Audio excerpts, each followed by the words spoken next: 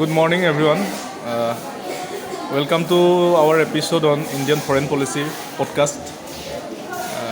Let me introduce Mr. Ananda Barua.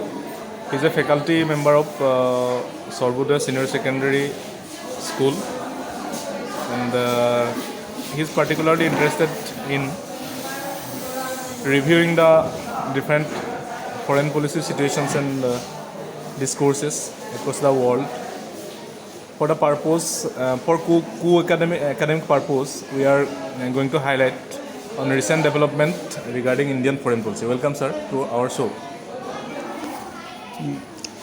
Until BJP came to power, Yes, as you know, Yes. the Congress was in the ruling party. yes, yes, sir. So the foreign policy of the Congress party Yes, was to some extent different from that of BJP. exactly, sir. Now the problem, that is the conflict between Israel and Palestine, Yeah, yeah. in this situation, India is supporting Israel. Israel, and it is contradicted by the Congress party. They say Exactly. that India should have supported Yes, the Palestinians yes. because the Palestinians had a long good relation with India. Since the time of, I think, Nehru. That is when the Palestinians revolted against the Israel. Yes, Then the leader of PLO was yes, sir. Yasser Arafat. Yes, He developed a good relation with New Delhi, that is with India, and he came to India for several times. So the Congress party says Yes. that India should have supported the Palestinians because they had a long good relation with India. all right. But now, as the people know, that Modi is in power. Right. The BJP is now ruling the country. Therefore, India changed its foreign policy with Yes, yes. Israel. That is, India developed a good relation with Israel, Yes. and there had been several deals with India Yes, and Israel. yes. And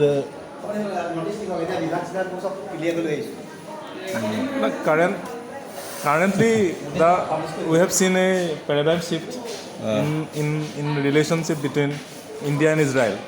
What do you think about that? What do you think about that? In your opinion, is it like a paradigm shift between, in terms of Indian foreign policy, towards Israel? every government has different the foreign policy. Now the Yes. BJP party, that is the ruling party, has developed a new kind of policy with different countries. Yes. India has now good relation with Israel. India has now good relation with France. Yes. India has now good relation with Norway. Yes. India has now developed a good relation with USA. The Indian policymakers now develop good relations with several countries. So India's now present relation with Israel is because of several deals signed between the two countries, Yes. and their this defense help. Yes.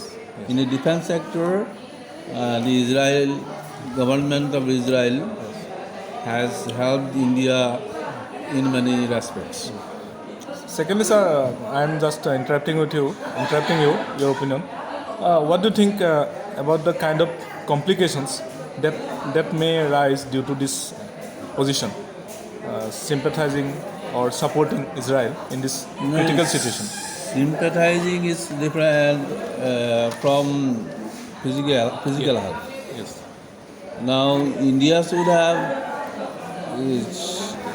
showed its sympathy towards the Palestinians too. Israelis. They should have, but I think India should have remained neutral Exactly. Yes. in this case. But supporting one front Yes. discontented the other. And that's going to happen because India, have cordial relationships with most of the countries of Middle Eastern countries Middle Eastern and countries. in West Asia. Say, for example, with Iran, India possesses a good cordial relationship. Good cordial With relationship. United Arab Emirates, Emirates.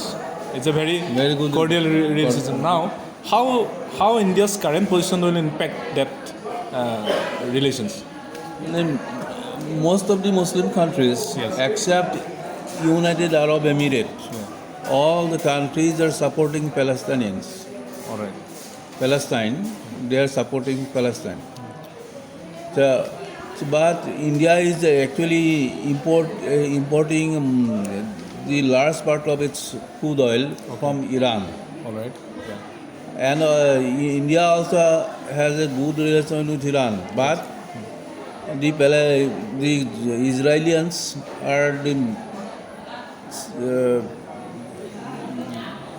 are the enemy of Iran. Yes. Yes. And now the Iranians, that means the Iran government of Iran Yes. is now supporting Hamas. the Palestinians. Hamas and the Palestinians. They are openly supporting Hamas. So most of the Muslim countries will go against India. Yeah, And that the might- relation between the Middle East countries Yes. with India will deteriorate. That's a critical point. I think under Modi government, this departure has been quite a bold step. And secondly, not just geopolitical terms, but in exactly real economic terms. India might have to face some difficulties. Regardless, that is. For example, that is crude oil import, certain. and In many case other. of India imports 12 lakh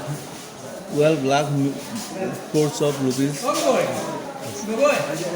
oil. India is importing oils costing 12 lakh million crores of Crude oil. every year. Sorry.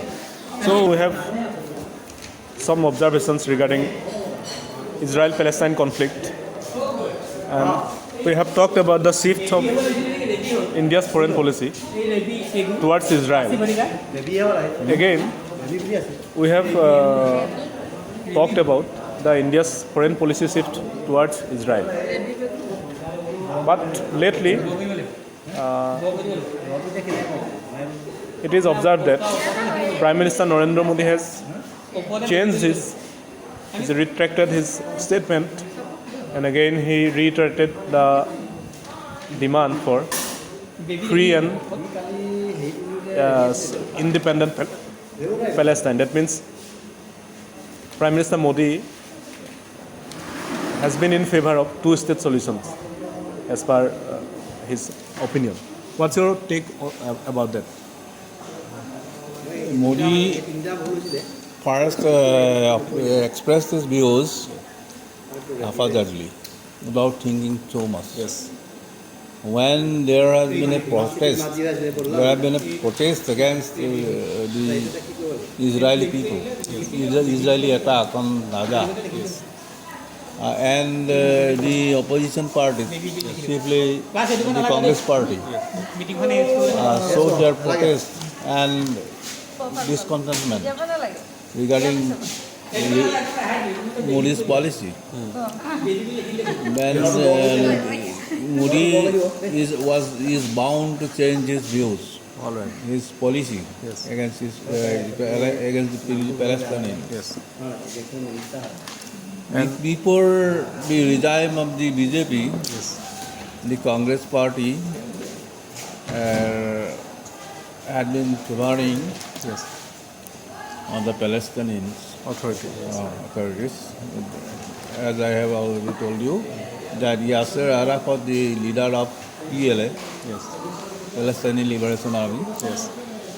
came to visit New Delhi several times. Yes. And there had been a congenial relation with Palestine. Yes. But Modi had to say Yes. that we are against any kind of terrorism, whether it is state terrorism, whether it is a group terrorism. Yes. We are against terrorism, and where terrorism rises, we'll go against them and defend. Defend them. Yes. Not defend them. Yes. Fight against them. It should be his policy, and it should be his views. But now when he said that he is with Israelis, Yes. and then only the terrorists of Gaza, but the people of all Palestine Yes. was offended. Yes. Yes. And they expressed their grievance against Modi. Now Modi's policy is moderated. Yes. He is not strongly in favor of the Israelis. He actually is now maintaining a neutral view now. Yes. And you see, recently Putin has given his opinion that he would like to mediate for peace in that conflict between Hamas and Israel. Now, considering the ongoing Ukraine-Russia war, to what extent Putin can be trusted? What's your opinion? Behind this war, that is the assault by the Hamas, Putin is there. Putin is behind this. Is it actually? As I have told you, that Putin is now trying to engage all the nations Yes. in the Middle East Yes. and divert their attention Shift, from yes. shift their attention from Russian-Ukraine war. Yes. Yes. It is something different. Yes. So he is always with Palestine. Is it a kind of strategic and diplomatic maneuvering? And now you see, is it an opportunity? Do you see it as an opportunity which Russia can take to amplify its own position as a significant power? Putin clearly believes, and he is of the opinion that when the NATO countries are engaged in the war in the Middle East, then the attack from the Ukrainian side will be slower, and the entire Russian-Ukraine war will come to control Yes. of the Russians. Yes. So he wants to create a conflict between the Israelis and the Hamas. Yes. Yes. It is his policy, Yes. and it is favored by Iranian President Ibrahim Raisi. Yes, exactly. Iranian Absolutely. president. Absolutely. They are just taking the opportunity. It is a kind of conspiracy. Yes, conspired by Putin. It is conspiracy. It is a conspiracy. So now Lebanon is coming. Yeah. Iraq is coming. Syria is coming, and they are attacking now the Israelis. So if the American President Joe Biden Yes. forbidden Netanyahu Yes. to occupy Gaza. Gaza. It's wrong on humanitarian ground, but No, not human. This will be the issue of the third World War. Yes. So if the Israelians Yes. occupies Gaza. Gaza and smashes the people there. Yeah. then it will be the cause of the Third World War. But don't you think that Hamas needs to be neutralized? Hamas should be neutralized Exactly. by specifying their demands, by containing their demands. No, when Hamas entered the Israeli border and indiscriminately firing at the civilians, children, partygoers, it's a pure act of horror and terrorism. So that's a. Terrorism. But what is strange that international community is not quite vocal in blaming Hamas. It's a very strange thing. Both Israel and Hamas need to be blamed for their human rights violations, and which upended, I think, the Middle Eastern politics right now in a pit of fire. In this context, even if we talk about Putin's hand or his conspiracy, I can still remember one columnist. I regularly read his columns whenever I get opportunity. Thomas L. Friedman, he has written in one of his columns that Putin is a thug. He shows as if he is playing chess, but he is actually playing marble. But in this context right now, what we can see, Putin is playing chess, not marble, right? Right. And what it may lead to. Yeah, it is not evident now. It is changing the geopolitics across the world. Putin is trying to put down the Russian-Ukraine war as possible, as soon as possible. So he though he succeeded Yes. in overcoming the situation by 70%, Yes. yet he actually fails to put down the whole war.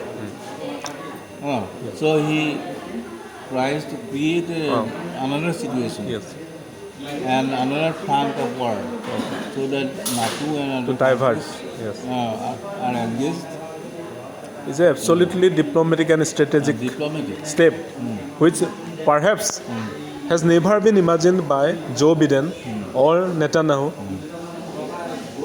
to be happened. Right? And in this context, of Russian politics, what we can see, Putin works like a dictator, an authoritarian figure, which suppress dissenting voices, hunt out his enemies, his opponents, try to kill them, try to jail them, and even eliminate them. So don't you think that's a danger? Underlying danger. That may be a danger for the Russian people. Yes. If he goes to suppress the voice of the people of his country, it will be a violent matter for him. If you suppress his people, suppress the opinions of his people, it will be undemocratic and it will be a suicidal step for him. Yeah, that's true. America has an obsession to go for war, if not war, to go for toppling the regimes which they do not favor, or those regimes who do not favor American policies. That's I think is a source of major geopolitical crisis for decades. It is now in a modern world, the present the American policy is the cause of all the troubles. All the conflict. America is now trying to establish itself as the only superpower in the world. So he cannot tolerate, America cannot tolerate the rise of But Xi Jinping but what I as a say, superpower. They also fears Putin only because of that. they try to topple Putin, but they have failed Yeah. so far. America, do you still believe that the world is going through a unipolar phase? No. The world will be divided now, and now the world is divided into two groups, Bipolar. bipolar politics. So it will actually at the end of this war, and the world will be multipolar. Yes. Yes. Then when NATO breaks up, Yes. it will definitely, the world will turn into multipolar Yes. politics. That may be a fact. That may be hope and fact. But still, what we can see in recent developments, across surrounding Putin, all the dictatorships, undemocratic regimes, authoritarian regimes across the world, like for example North Korea, Iran. Iran is still democratic, but I cannot certainly say so. And across the Middle East, there are powers like China. China is not a democracy, and they are trying to create a bloc, and this bloc has been cemented by the action of or the ongoing events of Russo-Ukraine war. Recently North Korean president, China is already there with Russia, and the Iranian regime. There has been immense show of support and interest towards Putin. They would like to, Putin is trying to give a common umbrella or common flag under which these dictatorial regimes are going to assemble. How that will impact democracy? No, how they will impact democracy is a different thing. But Putin is rising against America. Yeah, that's He true. does not admit America to be the superpower. Right. And this view is supported by Iran, Xi Jinping, that is China, and North Korea. The future of democracy is quite bleak. No, Bleak. the future of democracy is not grim. It will remain the same. Okay. But the countries which are against America is now getting together All right. to meet the situation. Something alternative of liberal American hegemony. That is. And I would like to thank you for your significant point of views. Thanks for sharing your opinion. Goodbye for today.